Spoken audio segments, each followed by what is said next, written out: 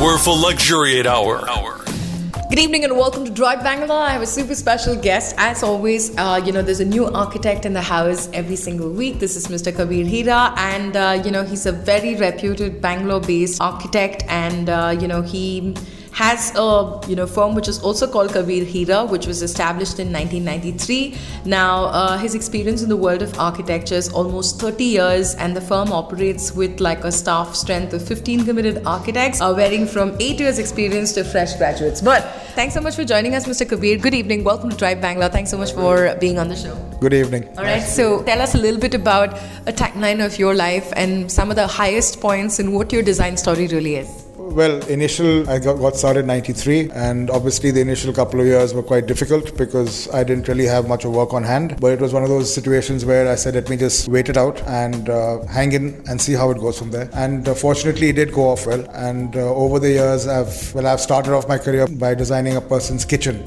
So I didn't sort of stay away from any kind of work. I would take on whatever would come my way initially. It took some time to establish. After establishing, I focused more on independent homes and working with developers. I never worked with corporates. I somehow just didn't feel I could fit into that structure. So I kept it going with builders and with independent homes, and it's been a good run from there. Fantastic. But your design story, if you had to describe it and define it to people listening in, because on the radio, everyone knows it's all about homes this year. So I'd be really interested to know. Design story would be, the first thing is I would listen, because you need to understand what exactly your clients' needs are, and keep in mind that you're catering to their needs. It's not your needs. So understand what they want, advise them further from there, and take it on. Fantastic. More coming up in just a bit with Mr. Kabir Hira on 94.3 Radio 1. It's a Wurfel Luxuriate Hour at the Wurfel office. Hi, Wurfel team. What's up? Hi.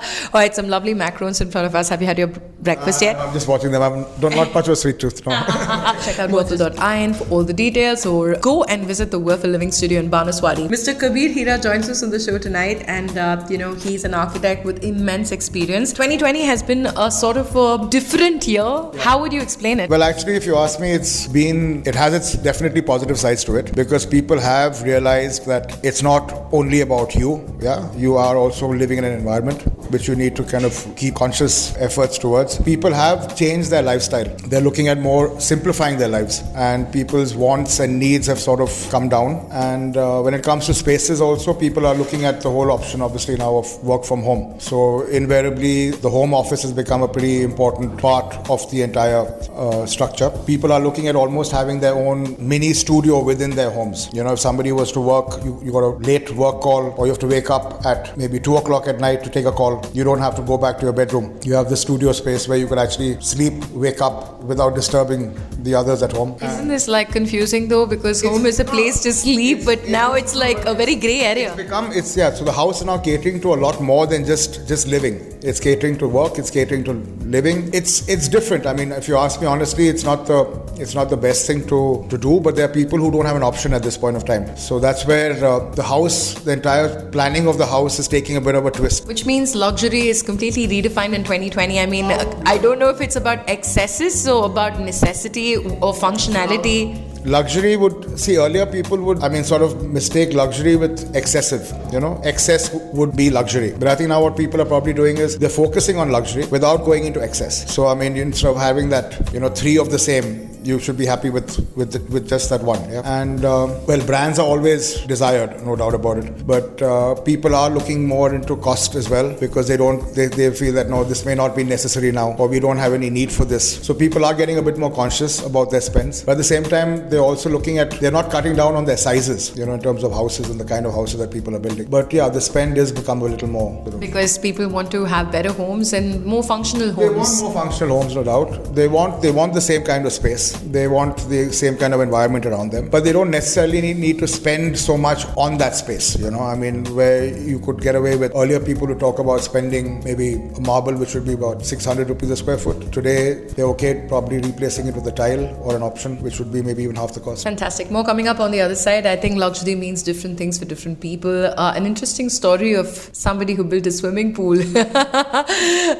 Mr. Kabir will tell us about that on the other side. You guys, in In the meanwhile, have a chill vibe, have a fantastic 2021 and keep it locked 94.3 Radio 1, Wurfel.in or the Wurfel Living Studio in Banaswadi. Check them out for amazing homes. This is the Wurfel Luxuriate Hour with the Wurfel team at the Wurfel office. For every single week, it's about really understanding what sort of exclusive homes people can sort of build. Now, I know we had this counter argument that every home is exclusive, but more than ever, the home is important in 2020 and 2021. The new year is here. What are your big tips to people on a generic level as to what they need to do in order to make sure that they build a house that they can genuinely live in and be happy? Okay, I mean, to start with, don't listen to others. Yeah, if it's your home, you need to focus on it. Don't go around asking other people, what do you think? What should I do? You need to get your own ideas clear. Jot it down. Think through it. Probably there is a lot available today in terms of information. You can always go up, look at homes, look at plans, look at designs, and start shortlisting as to what exactly is it that you would like for your home. Because a lot of people, they end up getting very confused. Today, the exposure is immense. Options are immense. So people try and start to like multiple things. Now you got to understand that it's one home. So don't make a mismatch out of the whole thing. And yeah, take that across to the architect as an initial brief. He will always add or subtract or advise on it further. Don't listen to your neighbors and your relatives because they will come up with their own ideas, which is only going to confuse you. So be clear with what you need and stick with that. What's been the weirdest sort of request that you've had in all these years, with respect to how they want their homes to be exclusive? Yeah, when people come to me with wanting these theme concepts, I just can't handle it. Actually, I don't take up such houses. When someone says I want one room to be like a fairy theme and one room to be like a jungle theme, I mean, I just find it pretty bizarre, then go and live in the jungle. Yeah, why are you building a home, right?